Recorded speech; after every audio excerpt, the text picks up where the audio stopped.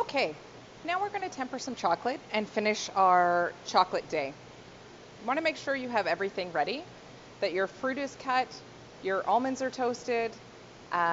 Here I have the coconut and the chopped cherries separately. I also have my chocolate.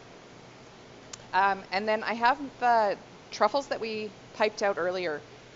You want to make sure also that you have your template ready, some piping bags ready, and some trays with some parchment on it, so that once your chocolate is in temper, you can move pretty quickly. So what I've done first of all is I have started melting my chocolate. So I brought my pot of water to a boil, and then I turned it down all the way. And I want to melt my chocolate to 45 degrees. So you need to make sure it goes over 45 degrees, or you won't have melted out all of the crystals that you need to melt out. So I'm just going to stick my thermometer in here and see where I'm at.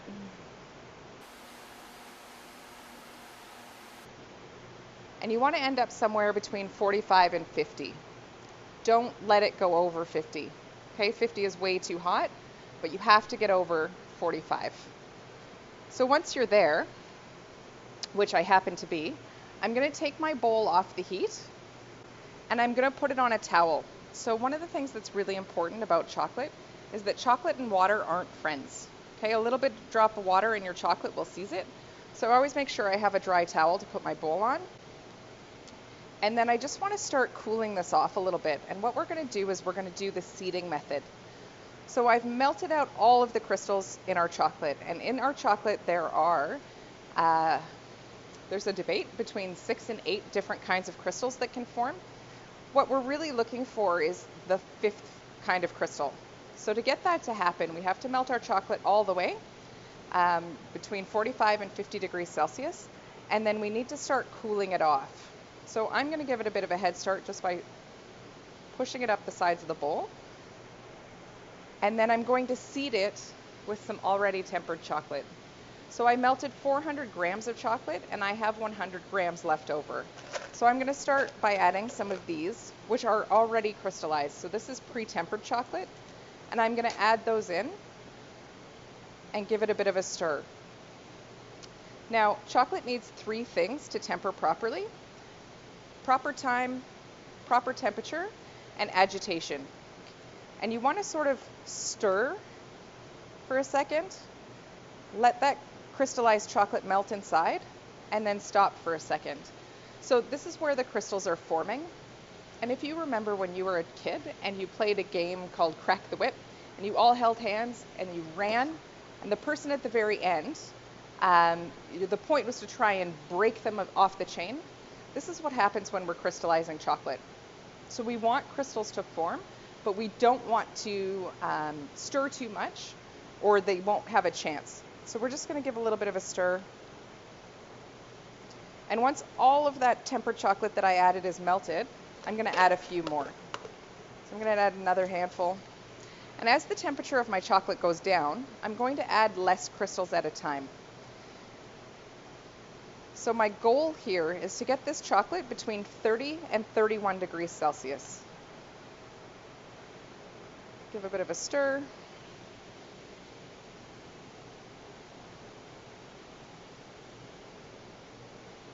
Check the temperature.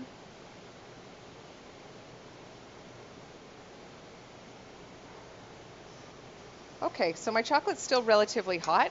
I'm at about 40 degrees Celsius. So I'm going to make sure that those last ones have melted. And then I'm going to add a few more.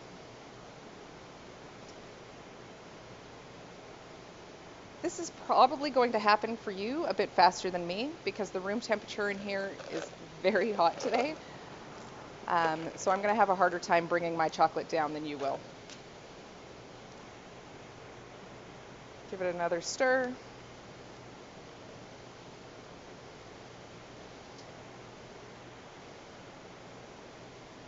Also, when I took my chocolate off the heat, I made sure that it was at the lowest possible setting.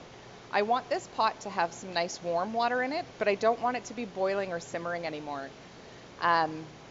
On an induction burner, it's pretty convenient. I can control the temperature, so I have it set for 30. You at home may not have that option if you're doing this elsewhere.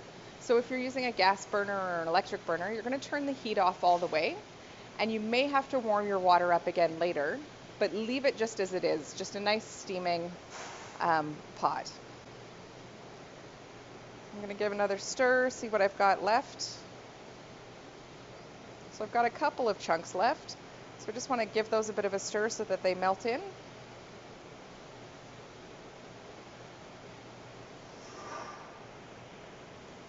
Then I'm going to take the temperature again.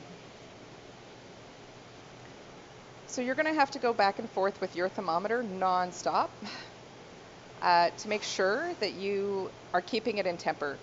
Once you finally get it in temper, you have to keep it there. So I'm still really warm. Add some more seeds. And stir again. You may not need all of the seeds that you have. Likely there's extra there in case you need to start again.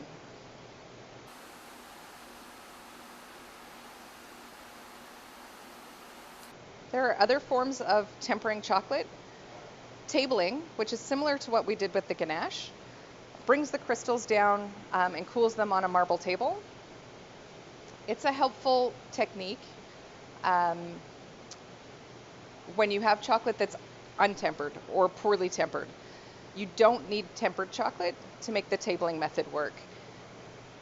You can temper chocolate in a microwave, over ice water. There's a million ways to do it. Seeding, although a little slower, generally speaking, people are more successful with it. So I like to teach you the seeding method before you move on to other methods. Let's take the temperature again.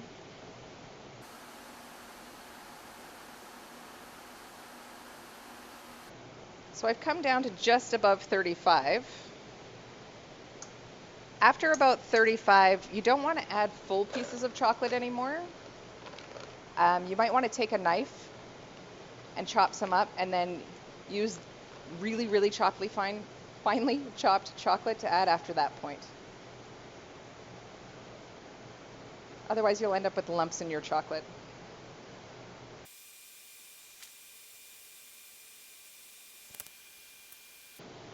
So still a little bit warm. But now I'm going to add some chopped chocolate instead. So I don't want the bigger pieces because I want to make sure that they're going to melt. So I'm just going to put in a little bit of chopped chocolate and stir that around.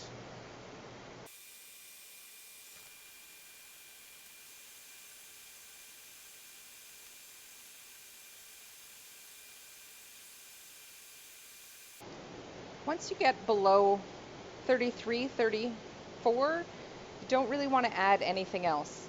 You just want the chocolate to come down on its own, otherwise you'll end up with lumps, and lumps is going to make your life really difficult. If you come across any, I have one just on the side of the bowl, I'm just going to press it to make sure that it dissolves the rest of the way.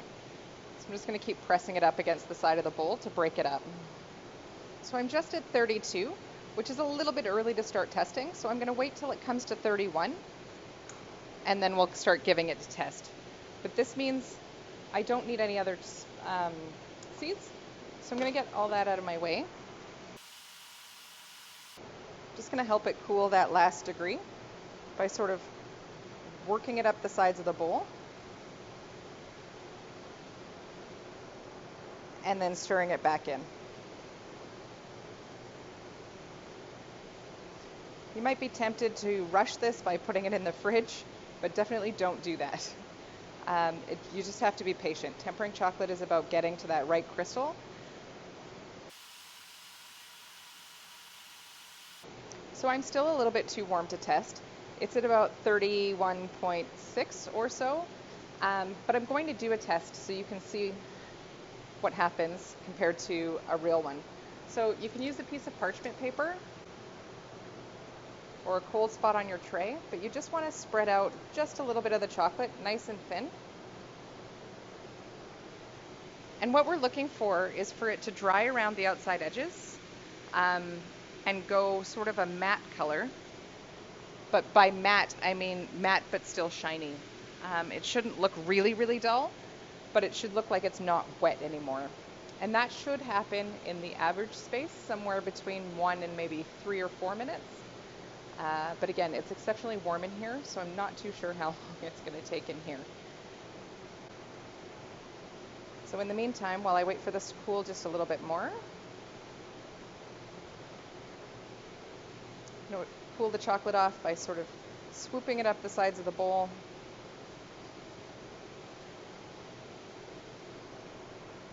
And washing down the sides. At this point, our chocolate should be in temper, but sometimes it doesn't show itself. So you might have to test 1 or 2 times to see if it is actually in temper before you proceed. And don't proceed until you're confident that you're in temper. There's enough chocolate there that you can start again and use new seeds if you need to. If you've tried a couple times and it's not setting, melt it all to 45 one more time and then seed it one more time.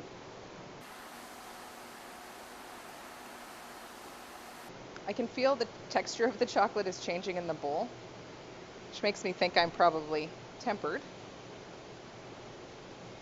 I'm going to stick my thermometer in one more time.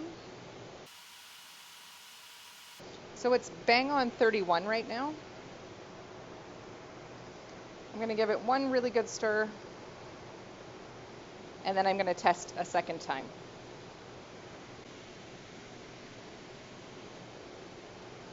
So I'm just going to get a little bit more chocolate. I'm going to check the temperature one more time.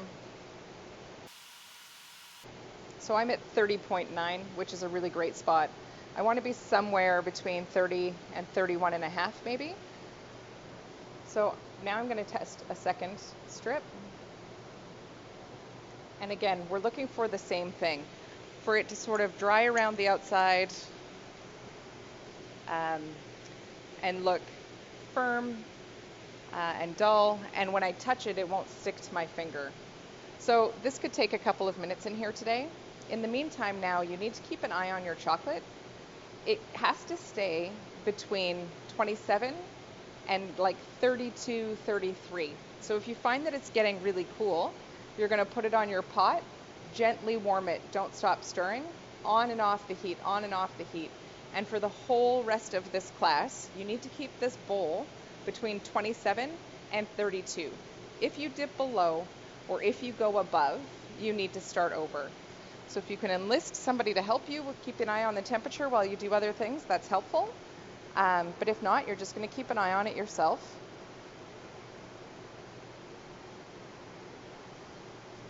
And we're just going to start keeping an eye on the temperature now. I can see that my first test is starting to set up. I don't know that you'll be able to see it, but I can see it's a little less shiny. It's a little bit more dull. I can tell that it's setting, which leads me to believe that I'm in temper, but I'm going to leave it until I can see on the second test. So I'm going to leave this for 2 minutes while I stir the bowl, and we'll come back and take a look.